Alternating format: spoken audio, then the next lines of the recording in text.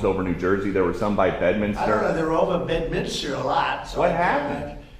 I'm going to give you a report on drones about one day into the administration, because I think it's ridiculous that they're not telling you about what's going on with the drones. And it's not only with me. Glenn was telling me today that in Virginia they have drones all over the place too, and nobody's reporting it. I don't know why they're not. Do you want to say something about that? Just one quick comment, which is we are home to the largest naval base in the world in Quantico, and we house a lot of the SEAL teams and have a huge national security infrastructure. And now for 2 years running, we have had drone incursion over secure airspace, and we still don't know why.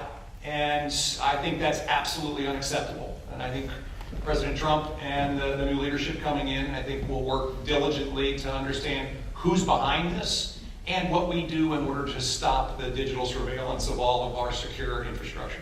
Is it dangerous? Well, I can tell you this, while we were dealing with a terrorist attack in New Orleans, we had drones being flown over our nuclear reactors in Louisiana. And we brought that attention to the FAA. We've been asking the FAA to give these states the ability to mitigate these drones, and it's sitting on some bureaucrat's desk. And that's real. Nobody knows. They don't want to talk about it. Go ahead, Governor, you want to say? I was just going to say we have drones in Wyoming flying over our infrastructure as well. And it's incredibly frustrating that we not only have no way of knowing what it is, but nobody knows how to deal with them. They don't want to talk about it, and nobody knows why. They don't want to talk about it. That could be us sending drones. I hope that's the case, us doing it and doing research, and maybe they don't want to talk about it from that standpoint.